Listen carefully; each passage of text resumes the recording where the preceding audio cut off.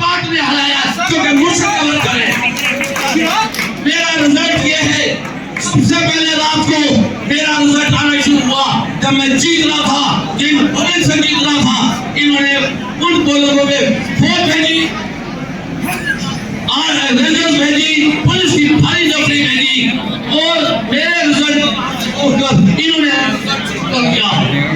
मैं वो शख्स हूँ जिसने जब नवाज शरीफ पाकिस्तान आया उसने जलसा देखा, अगले रोज हल्के में कन्वेंशन रखा था काने में, जो इन्होंने नहीं होने दिया और मुझे मेरे बेटे और भाई को गिरफ्तार किया, दहशतगर्दी के पर्चे हुए।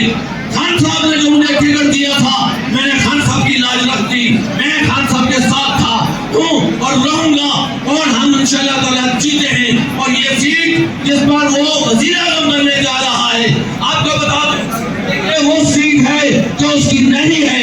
जिस वक्त भी चाहेंगे ये ओपन होगा, ये फारग हो जाएगा इंशाअल्लाह ताला।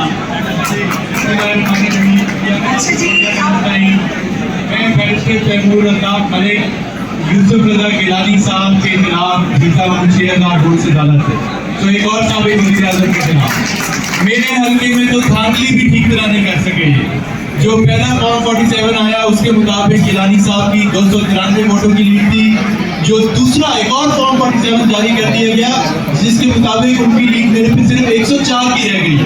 तो मैं इसलिए बार बार कह रहा हूँ कि गिलानी साहब आपके साथ हाथ हो गया है, अपनी सेनेट की सीट ना छोड़िएगा, सेनेट में रहें, नेशनल असेंबली का रुख ना करें।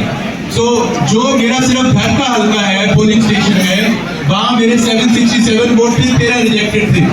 इन्होंने इतनी बेहुदा धांधली की है कि मेरे वोट 67 कर दिए और 713 रिजेक्ट कर दिए। और अल्लाह की किस्मत ऐसी है मेरी कि मेहरबानी अल्लाह की कि मैं वो रात को ही इलेक्शन रिजल्ट फॉर्म जो है वो ट्वीट कर चुका था।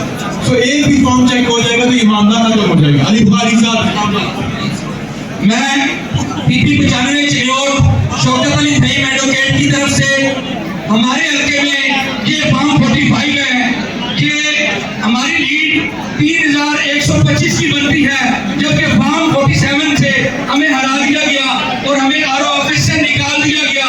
ये हमारे साथ बहुत जुल्म है।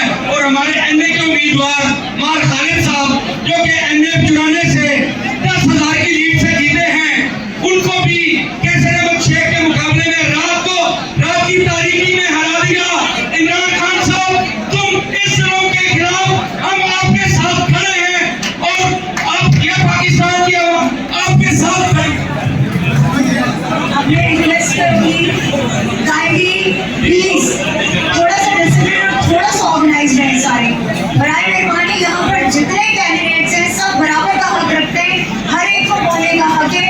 इसलिए प्लीज आप लोग जो हमारे बाकी सूबे हैं हमें एक्सपार्टा से अभी जो है उन्होंने रिप्रेजेंट करना है, काइंडली एक्सपार्टा के कहाँ है